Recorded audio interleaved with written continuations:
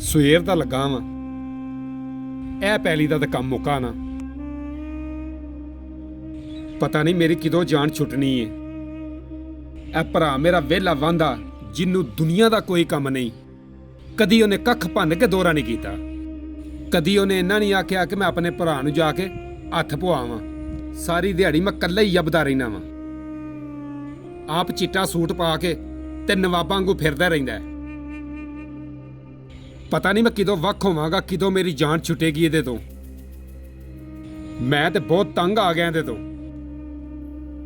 ਮੈਨੂੰ ਤਾਂ ਕੋਈ ਸਮਝ ਨਹੀਂ ਵੀ ਆਉਂਦੀ ਕਿ ਮੈਂ ਕੀ ਕਰਾਂ ਹੁਣ।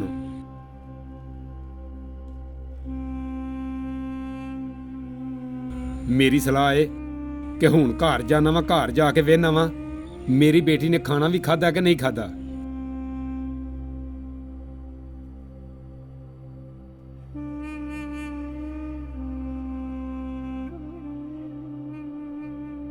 हरम बेटी पता नहीं नजर नहीं आ रही। हरम बेटी क्या हुआ? मेरी बेटी ने खाना खाया कि नहीं खाया? नहीं बाबा, मैंने नहीं खाया। चाचू ने और चाची ने पिज्जा और बर्गर मंगवा खा लिया, उन्होंने मुझे नहीं दिया। सारी दिहाड़ी कमावा भी मैं ते मेरी बेटी फिर भी भुखी रवे। किड्डा कुछ जालम है मेरा भरा। बर्गर बीवी नूं नाल ला के बर्गर भी खांदा रहा, पीजे भी खांदा रहा, ते मेरी बेटी वास्ते इन्हां कोई चीज़ ही नहीं रही। इन्ना नहीं कर सकते कि मेरी बेटी नूं कोई चीज़ ही दे छड़न खाण वास्ते। अज जो भी होवे ना वेखी जापे दी। अज ही मैं कोई चार जी बहाना।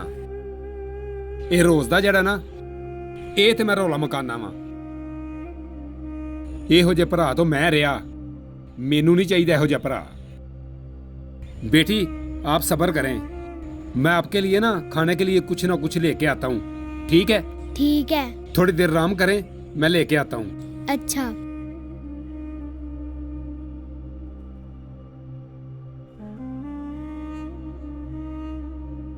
हाँ भाई, डंगरां नूं पट्ठे पाए हैं ते मूंजी नूं स्प्रे भी कराई है कि नहीं कराई? स्प्रे कराई या कि नहीं कराई? तेरे च कोई शर्म या है कि नहीं? जनानी नूं अंदर लैके नाल पिज़्ज़ा खांदा रहा ते नाल बर्गर खांदा रहा, ते मेरी बेटी बाहर भुखी बैठी है। तेरे चुक्का ही गैरत मुक गई है बंदे वाली।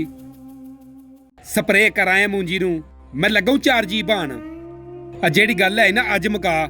ए रोज रोज दा रौला मैनू नहीं चाहिदा। तुहाडे च गैरत ही मुक गई है भरा।